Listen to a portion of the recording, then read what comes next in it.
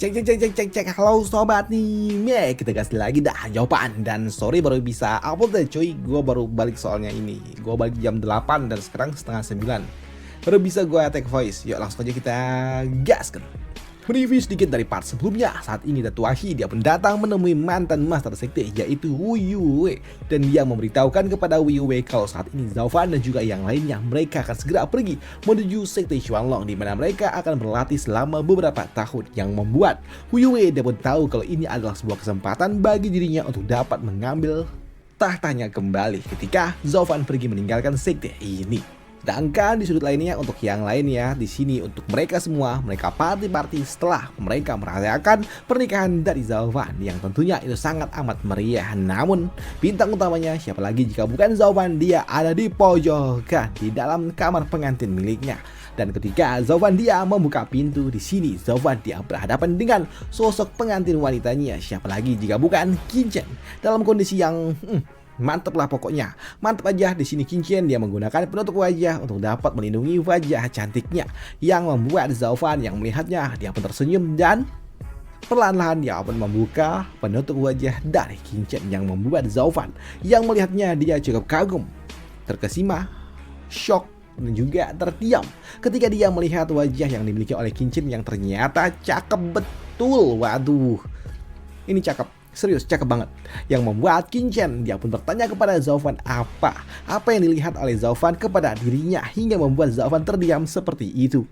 Namun di sini Zaufan dia pun tersentak dan kembali berujar kalau dia memang tahu kalau istrinya memang sangat cantik seperti ini, jadi membuat dirinya jadi cenat-cenut. Dan dia juga mengatakan kalau sepertinya cucu kecantikan yang sungguh luar biasa, bahkan surga nggak bisa menandingi kecantikan yang dimiliki oleh Qinchen. Bahkan saat ini Zaufan dia juga menggombal. Dia mengatakan kalau mungkin aja di kehidupan dia yang sebelumnya dia pernah menyelamatkan dunia, makanya di kehidupan dia kali ini dia mendapatkan sebuah berkah dan juga anugerah untuk dapat hidup bersama dengan wanita secantik ini. Dan ini adalah hal yang sangat amat luar biasa. Bahkan saat ini Zaufan dia juga mengatakan kalau dirinya bisa aja berakhir tanpa sebuah penyesalan ketika dia sudah bersama dengan Qinchen.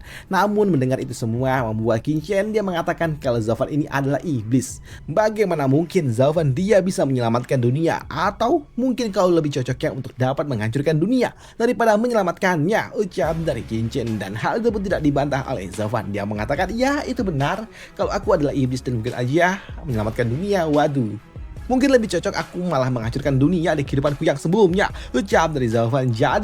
Jadi karena surga sepertinya tidak mau lagi melihat aku menghancurkan dunia, jadi mereka mengirimkanku seseorang untuk dapat mengikatku supaya tidak lagi membuat sebuah kekacauan, ucap dari Zaufan. Dan di sini Zaufan dia juga mengatakan sepertinya bahkan surga pun sudah takut dengan diriku hingga mengirimkan jebakan berupa kecantikan seperti ini, ucap dari Zaufan yang ya gombal-gombal doang sih sebenarnya. Intinya cuman gombal-gombal doang.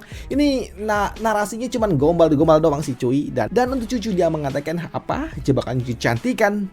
Hei, ayolah, ini seperti aku yang terdengar sedang menggodamu, ucap dari cucu yang membuat Zaufan dia langsung nyosor aja.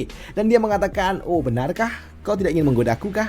Aku adalah suamimu, dan kalau kau tidak mau menggoda, maka akulah yang akan menggodamu, ucap dari Zaufan yang dekat-dekat dengan cucu yang membuat cucu dia pipinya langsung merona ketika Zaufan hanya berjarak beberapa inci dari wajahnya, yang membuat Zaufan yang melihat cucu yang tersipu itu justru malah membuat semakin tertarik, dan dia mulai mematikan lilin yang ada di dekatnya. Dan di sini Zaufan juga sedikit mendorong cucu hingga membuat cucu jatuh sedikit di pojokan dalam posisi yang waduh mantep. Dalam posisi yang seperti ini yang membuat Zaufan dia juga menggoda cucu lagi dan lagi. Dan dia mengatakan, wow, kenapa aku tidak menggodamu?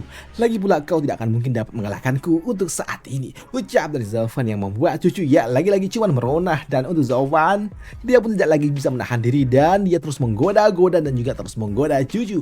Bahkan dia juga mengatakan kalau dia akan melakukan sesuatu, melakukan yang akan terus dia lakukan sepanjang hari, dan bersiaplah kalau kau akan selalu aku goda di setiap harinya, ucap dari Zaufan sebelum dia langsung aja, langsung dah, cocol bang, cocol. Waduh, dia langsung klek klek klek klek klek klek, dan ya beginilah bentuknya. Dan apalagi yang mereka lakukan juga tidak ceplok.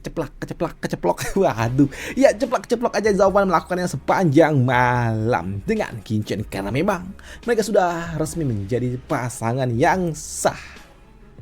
Jadi ya suka-suka mereka mau ngapain aja, yang penting asik. Waduh, Zauban pada akhirnya resmi dia melakukan sebuah kultivasi ganda dengan Qinchen. Walaupun memang gambarnya nggak terlalu ditonjolkan, tapi ya tentu aja nggak mungkin karena itu terlalu berbahaya. Tapi pokoknya mantap lah, ya gitulah intinya. Dan di sudut lainnya ternyata ada sosok dua wanita yang sedang patah hati, dan itu adalah Yongning dan juga Xuang-Er. Di mana Yongning dia pun mengatakan kalau apakah Zauban masih bisa menerima kita setelah dia punya Qinchen, ucap dari Yongning. Dan untuk Xuang-Er dia juga nggak tahu. Dia nggak tahu bagaimana Zauban akan memikirkan ini semua. Dan yang terpenting menurut Xuang-Er adalah cucu. Dia adalah wanita yang mengatakan kalau melihat Zauban itu bahagia, maka dia akan bahagia. Jadi harusnya nggak masalah, ucap dari Xuang-Er, yang membuat Yongning dia pun membenarkan kalau sebelumnya Qinchen telah mengatakan hal seperti itu.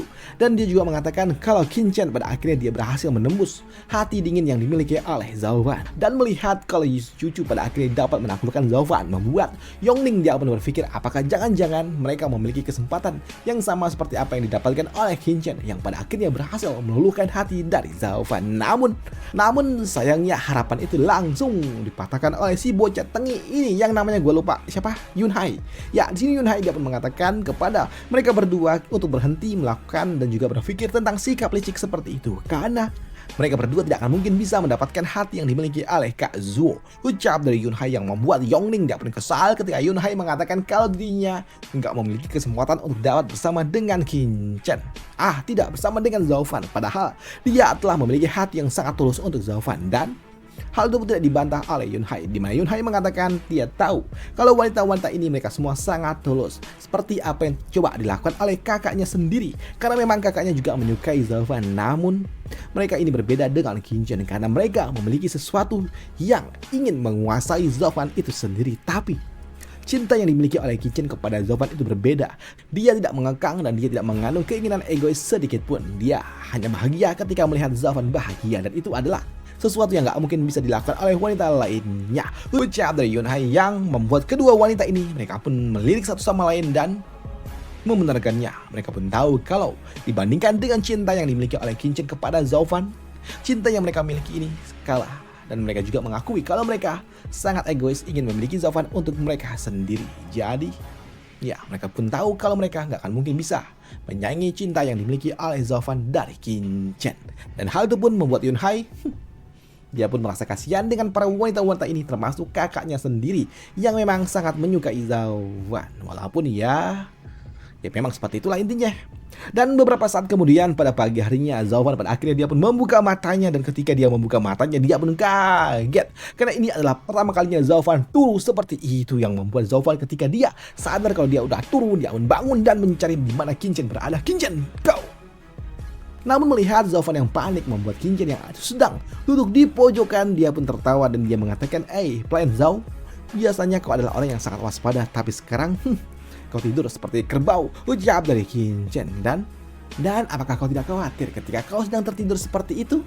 Ada sosok yang akan menyerangmu, ucap dari Qinchen yang terlihat saat ini dia menggerai rambutnya. Iya, rambut Qinchen jadi seperti ini. Waduh, mantap sih, tapi gue kurang suka rambut pendek kayak gini. Rambut digerai kayak gini. Gue lebih suka rambutnya yang digulung-gulung gitu. Kalau rambut digerai kayak gini rasanya kayak gimana gitu. Kayak tante-tante yang kurus. Waduh. Tapi kalau rambutnya dibulat-bulatin gitu, perasaan gue lebih cakep deh. Kalau digerai gini kurang sih. Tapi ya selera orangnya. Tapi ya selera kita lah masing-masing. Waduh, udah itu aja untuk part kali ini, dan untuk Zauban cuma segitu doang. Dan sebenarnya gue malas bikin video kali ini karena memang cuma gini doang. Udah partnya kecil dan chapternya pendek, udah gitu. Narasinya juga cuman nyanyi. Udah itu aja untuk part kali ini, sampai jumpa di part lanjutannya untuk Zauban besok lagi. Harusnya besok Jun dan juga yang lainnya. Dan sampai jumpa, bye, thank you.